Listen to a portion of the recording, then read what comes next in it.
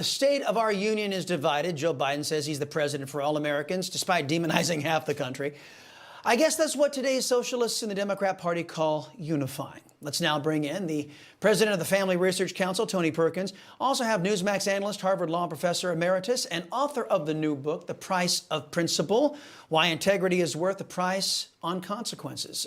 Alan Dershowitz. Hey, guys. Welcome to both of you. The question is Thanks, for Chris. Both of you, this first one. Last night was the soft launch of Joe Biden's re-election campaign. Do you think Biden unified the country with this speech last night? Tony, you go first.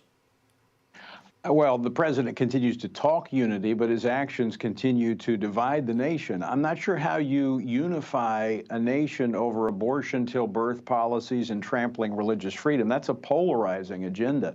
This president talks and uses words, but his actions speak something else. And so, no, I think it was a very dividing speech, and I think this president further drives a wedge between Americans. Professor Dershowitz, as a traditional liberal, how do you think Joe Biden did last night?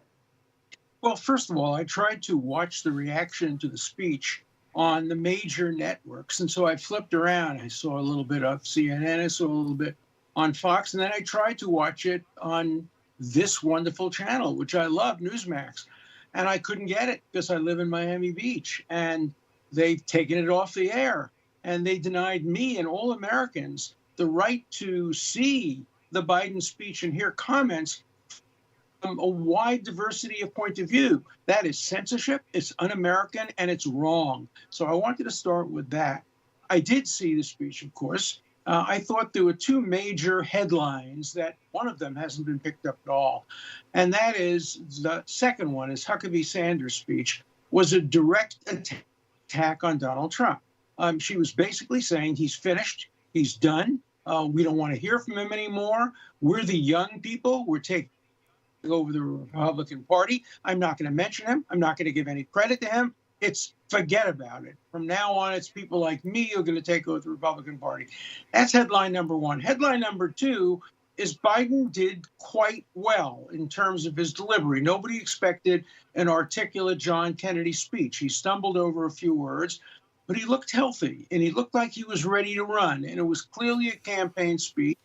And I think what we saw as the headline, probably going to be Biden against somebody but Trump. That's what I came away with. All right. Well, you took me where I wanted to go, Professor, at least about, I disagree with your evaluation of the speech and how strong Mr. Biden was. I think he is the epitome of weakness on all levels.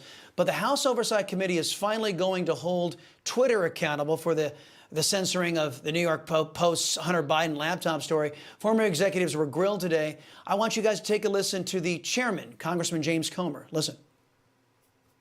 In the months leading up to the laptop story, the FBI advised senior Twitter executives to question the validity of any Hunter Biden story.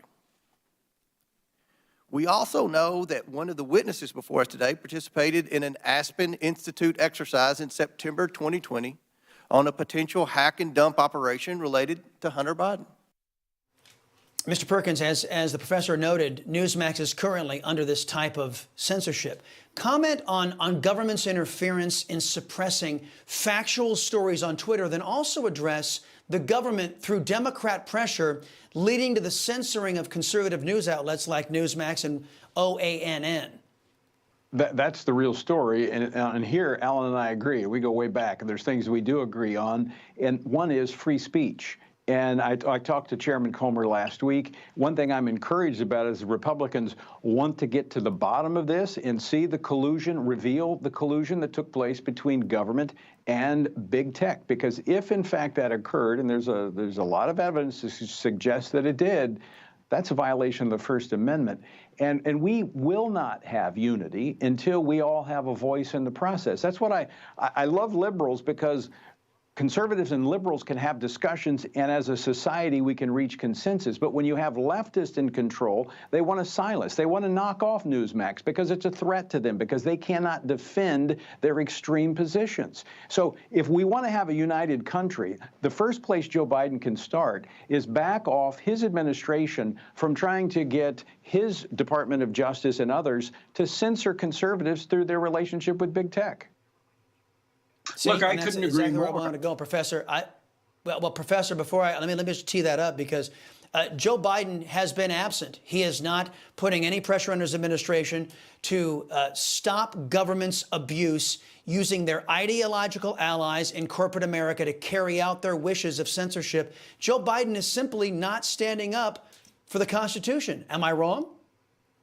No, I agree with you. And I think it's true of the Democratic leaders as well. I don't think we've heard enough from the Democratic Party about this censorship. I think your point is very good to distinguish between liberals on the one hand. I'm a liberal, so I support a lot of the programs that President Biden put forward. And I think if America looked like the America he wanted to be like in yesterday's speech, I'd be very happy. But as a liberal, I want to hear the other point of view. I don't want anything censored. I want every American to be able to make up their mind after hearing Newsmax, after hearing you, after hearing me. That's why I like being on Newsmax. We can have two different people presenting two different points of view on Biden. But if they take Newsmax off the air, or if they start taking stories about Hunter Biden off Twitter, there's something very un-American about that.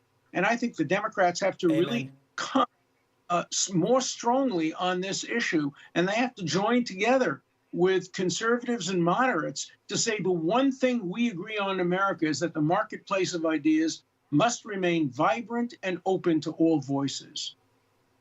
Yeah, I'm with Mr. Perkins. I think that the anti-American leftists who have taken over your party, Professor, they are the problem. Alan Dershowitz and Tony Perkins, gentlemen, thank you very much. Appreciate your time.